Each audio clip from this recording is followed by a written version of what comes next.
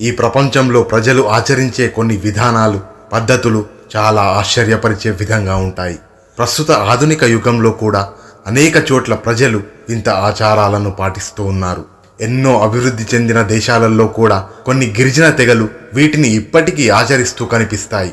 ముఖ్యంగా పెళ్లి, శృంగారంకు సంబంధించిన కొన్ని పద్ధతులు నిజంగా మనల్ని ఆశ్చర్యానికి గురి చేస్తాయి. ఇలాంటిదే ఒకటి కంబోడియాలోని క్రెంగ్ తెగలలో ఇప్పటికీ ఒక వింత ఆచారం ఉంది.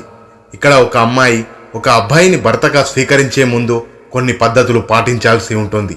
వీటి గురించి తెలుసుకుంటే మీరు ఖచ్చితంగా ముక్కున వేలేసుకుంటారు. అవేంటో ఇప్పుడు చూద్దాం.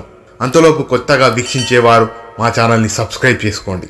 క్రెంగ్ తెగ ప్రజలు కంబోడియాలో తక్కువ సంఖ్యలో నివసిస్తున్నారు.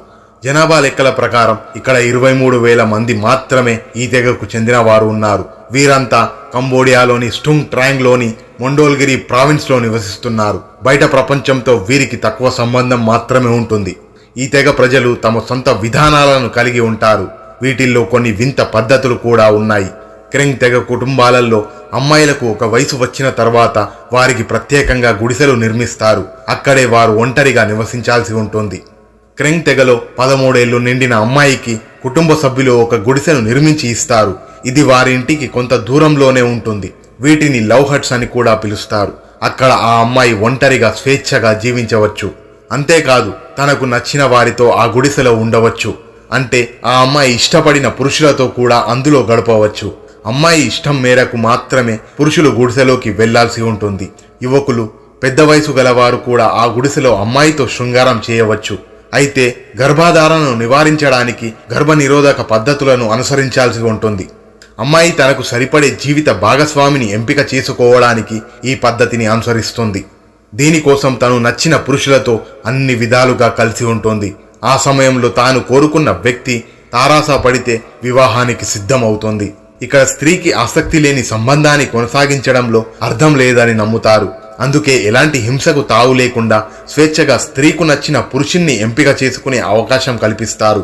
అందుకే తమ గ్రామంలో లైంగిక వేధింపులు ఏవీ లేవని గ్రామస్తులు చెబుతుంటారు. పురుషుణ్ణి ఎంపిక చేసుకోవడం తమకు ఉత్తమమైన జీవన విధానాన్ని అందిస్తుందని ఇక్కడి మహిళలు అభిప్రాయపడతారు. ఇక్కడ చాలా మంది ప్రజలు వెదురు నిర్మాణాలను ఉపయోగిస్తూ ఉంటారు. వారు వెదురును ఉపయోగించి చాలా వస్తువులను తయారు చేస్తారు. తెగల్లోని పెద్దలు ఎక్కువగా ఈ పనిలో నిమగ్నమై కనిపిస్తారు. కానీ ప్రస్తుత తరానికి దానిపై పెద్దగా ఆసక్తి లేదని వారు చెబుతుంటారు.